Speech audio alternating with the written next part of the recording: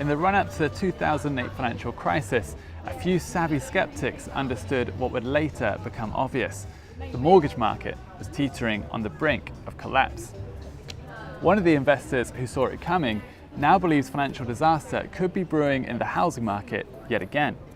This time, the threat is from flooding. This one is better. Dave Burt, who was profiled in Michael Lewis's best-selling book The Big Short and saw one of his colleagues played by Brad Pitt in the movie adaptation, says the fallout from flood risk could resemble the extraordinary correction seen 15 years ago. And then that happens. What is that? That's America's housing market. Did you feel that perhaps Brad Pitt maybe was more better suited to playing you?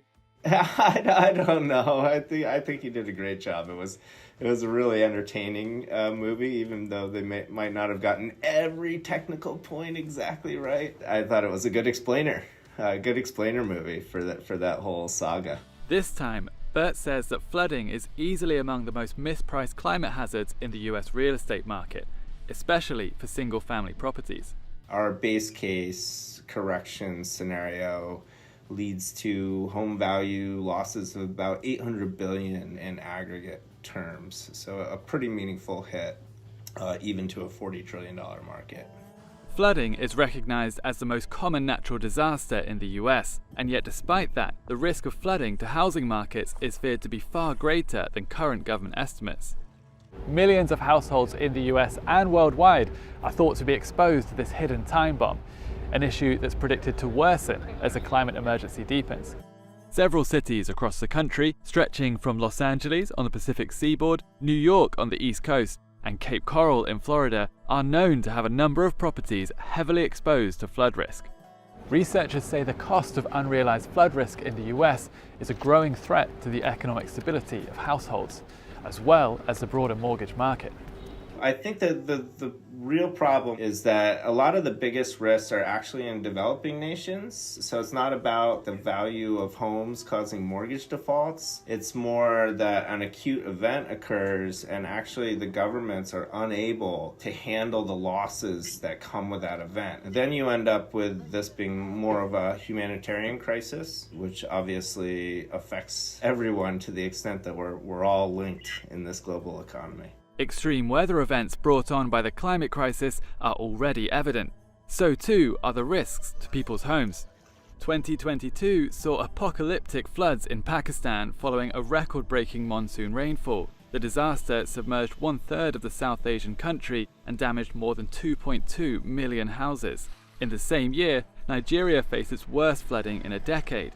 The destruction impacted nearly 3 million people across the country, killing hundreds as water submerged farmland and infrastructure.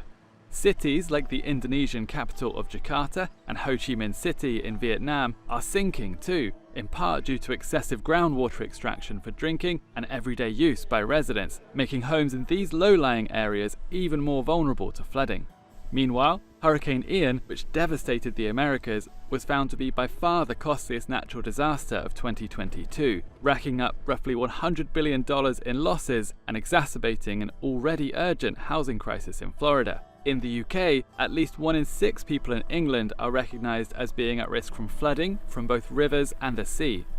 Densely populated cities such as London, Cardiff and Edinburgh could see damage increase by more than 25%. Even under a scenario where global heating is limited to 1.8 degrees Celsius above pre-industrial levels. Here in England's southwest city of Bristol, local policymakers have described the risk from flooding and rising sea levels as a humongous threat. And that warning comes as thousands of new homes are already being planned in parts of the city identified as acutely vulnerable to flooding. I sat down with Paul Bates, a UK flooding expert and professor at the University of Bristol, to find out more. Most people, when they think about flooding and the climate crisis, think that things will get an awful lot worse into the future. But it overlooks the fact that flooding's not well managed now. We've got a lot of buildings in the UK that are in flood zones, like where we're sitting, and that doesn't really change. And the better we manage emissions, the greater the percentage of risk that's with us now. So if the increase stays below 10%, then that means obviously that 90% of the risk we'll face in the future is already with us. In the UK, expected damages from flooding are estimated to be around $870 million per year. This is not only seen as a significant drain on the economy, but also a considerable sum of misery for those affected. Not everyone is as concerned about the potential impact of flooding, however. Many investors remain sceptical about the impact of climate risks on their portfolios, while almost 2/3 of UK households don't see flood risk as a problem that they'll need to worry about. A key point that is not well understood is that most of the UK's future flood risk is already here. Oliver Wing, Chief Research Officer at flood modelling firm Fathom, explains how these risks are likely to evolve under different global heating scenarios. As a national overview, you generally aren't seeing a huge amount of change if warming is limited to 1.8 degrees by the end of the century. But that national picture really masks regional differences. There's winners and losers when it comes to flooding in the UK under climate change. A 3.3 degree world would be a disaster for so many reasons, but when we look at the available information to us, you can see this map suddenly lighting up, right? That places that might have seen quite a modest change nationwide are actually seeing huge increases in this warming world. We often hear a lot, right, about what the cost of climate action might be, how expensive an energy transition might be. Well, here's the alternative, right? This is the cost of doing nothing, and it's massive. For those sounding the alarm, the crux of the problem is that until home buyers and owners have sufficient information about what climate-related costs could look like, new problems are being created every day. A 2023 study looking at the US housing market warned the increasing likelihood and cost of flooding had fueled concerns that the mortgage market is mispricing these risks, and as a result, it's creating a $200 billion real estate bubble. Should this bubble burst, researchers say households could end up losing a significant portion of their property value overnight. It's currently estimated that more than 14.6 million homes in the US, or 10% of all properties, face a 1% annual likelihood of flooding. An expected increase in the frequency and severity of flooding could expose another 1.6 million homes by 2050, while annual damages are forecast to jump 26% over the same period. Besides coastal housing markets, researchers have warned that low-income households and communities are also particularly vulnerable to home devaluation.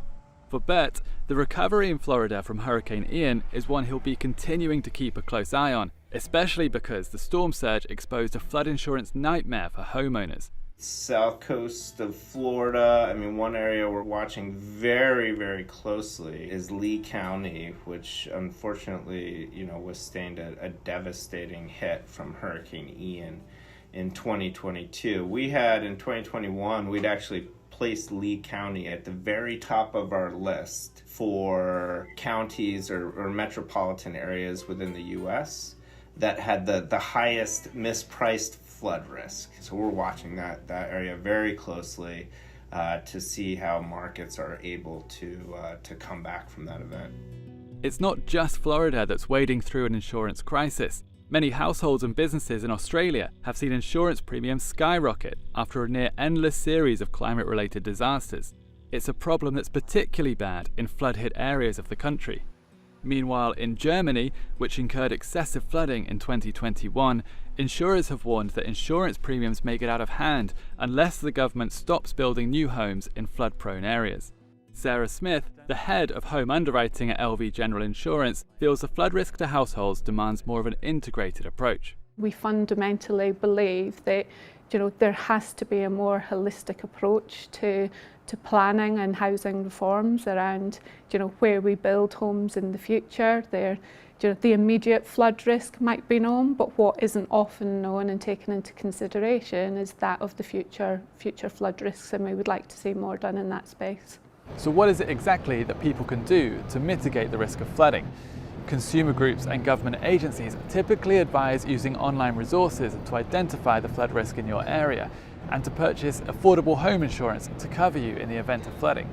Resistance measures to stop floodwater getting into your property and reduce the damage if it does are also recommended. These steps can include flood barriers, installing non-return valves into drainage pipes, water-resilient paints, and raised electrical sockets. Ultimately, the problem is that doing nothing makes the problem worse every day. So it just needs to be an elevated awareness. People shouldn't feel complacent just because their insurance prices haven't gone up a ton yet, and they have to realize that even if you're in a safe place that doesn't have this exposure directly, all of these systems are tied together.